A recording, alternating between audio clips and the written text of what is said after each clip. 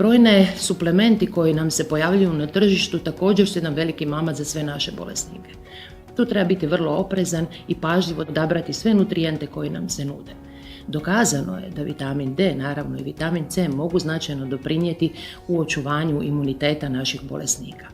Ali u enteralnim pripravcima, naravno, svi ti mikronutrijenti su sadržani kao vitamini i elementi u tragovima.